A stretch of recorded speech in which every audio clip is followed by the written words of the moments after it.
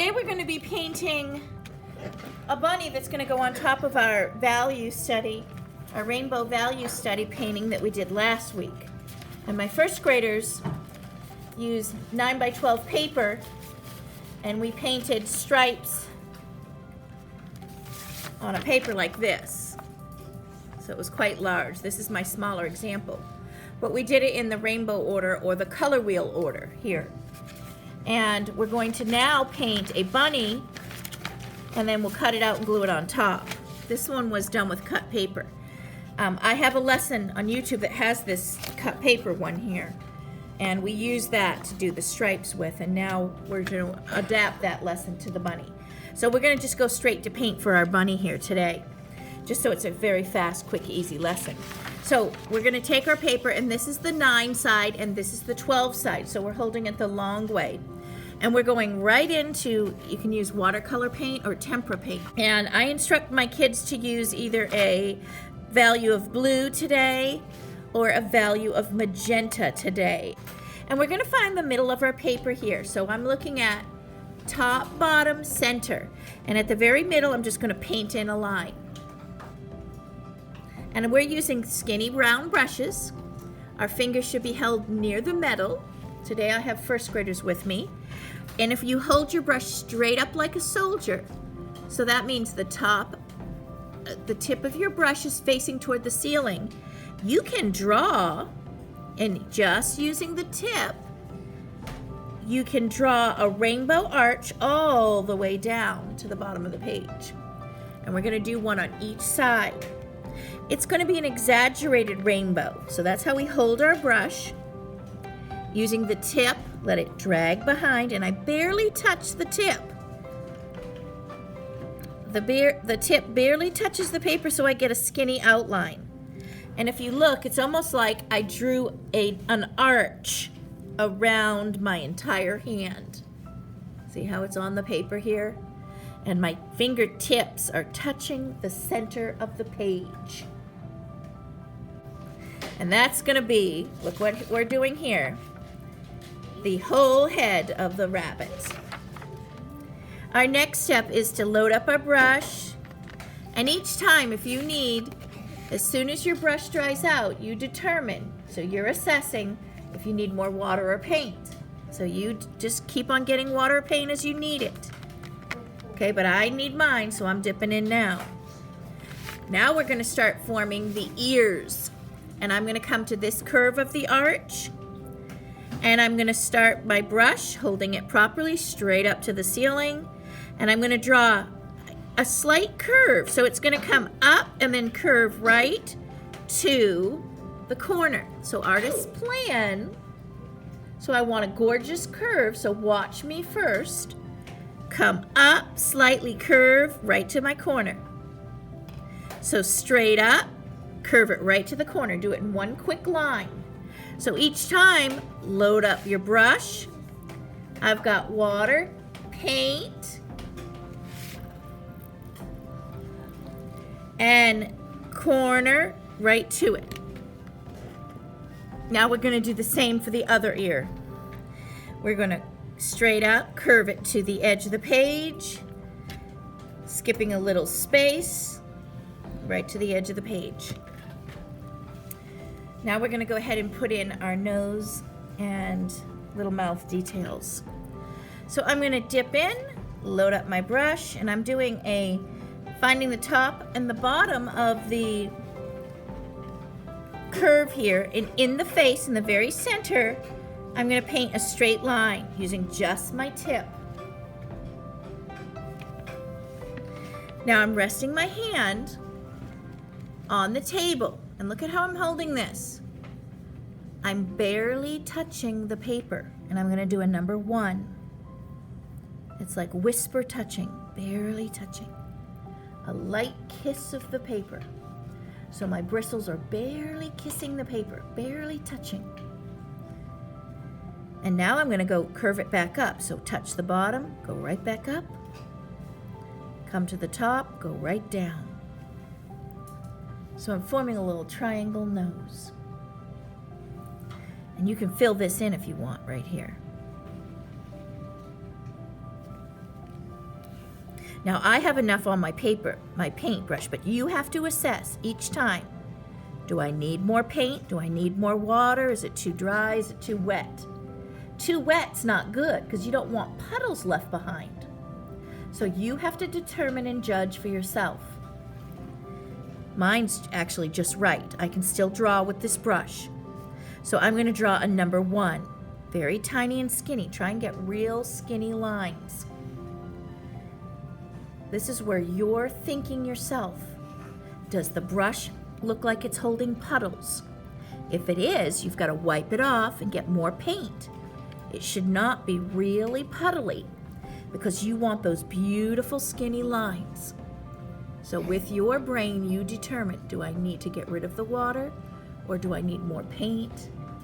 Okay, it should form a point like this.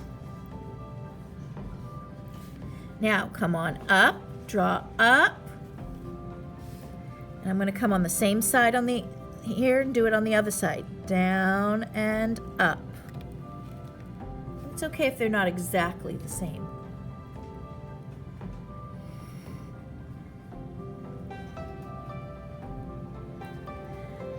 Now I'm barely touching. What really helps is if, let me show you how I do my water. I'm not dipping all the way into the water because I don't want water all up my brush. That's going to create puddles. So my tip is just touching the water. And I'm just stirring the tip into the creamy part of the paint. Right here. That way my brush is not really loaded. It's not a big mess of paint. If it's a big mess of paint, I can't get these beautiful lines. So now I want a little chin. So I'm resting my wrist on the table. I'm going down and up. And you should be able to get nice skinny lines. So just the tip is touching the paper. Now where I want my eyes, you can plan. Do I want them toward the edge of the head? Pretend that my fingernails are the eyeballs. And you assess. Some kids are laughing in my room right now. They think this looks funny if the eyeballs were here.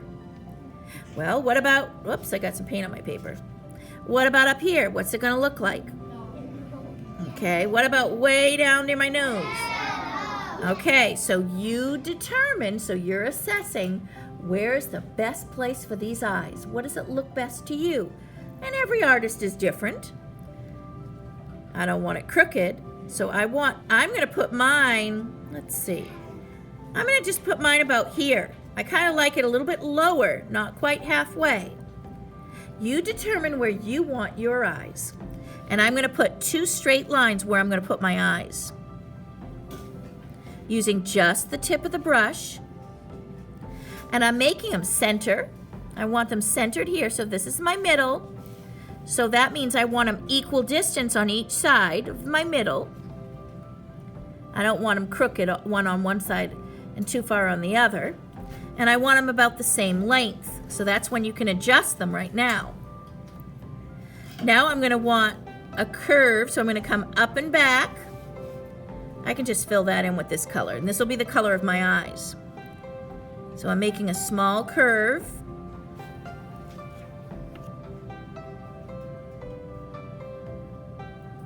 And again, not having a lot of water is real important on your brush, because then you're going to end up with puddles. So I'm barely touching my water, going into my paint.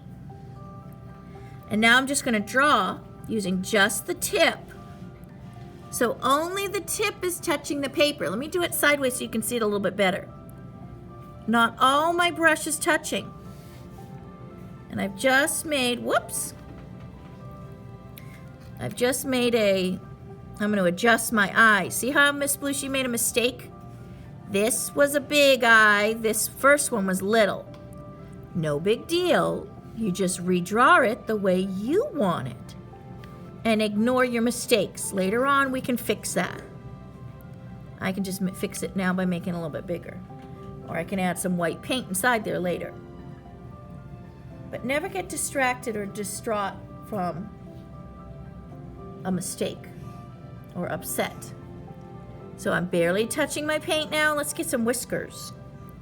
So I'm taking the nose, right near the nose, and I'm going to go lightly up, down, and in the middle.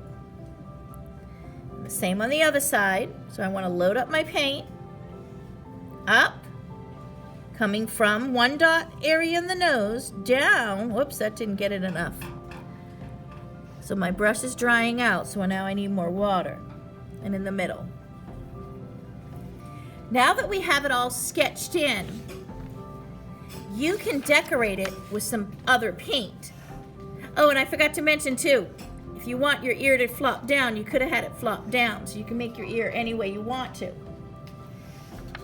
If you want it flop down now, you can make it flop down, because this project's going to be cut out in my class. I don't know about the class you may be in, but if you're with me now, we're going to cut these out. So look, let me show you. For the kids that want it flop down, just flop it down. Okay, this is going to be cut off in my class, and we'll be able to paint over this line. So if you want it flop down, make it flop down. This just shows you how you can change your picture. That's what's so great about painting. Now, you finish it off. And how I finished mine is I gave some color. The last thing I did, you put a little black dot in the middle. Last is black. If you want to add a color to your bunny, you don't have to have it white. Go for it. You want to add, some kids added eyelashes all over here. Some kids added crowns here, a bow here, a crown on each ear. Of course, you can add some teeth down in here if you want to.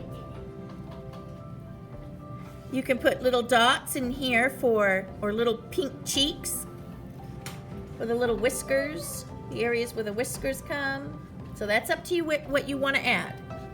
And then my class will cut these out and we'll glue them on our beautiful rainbow.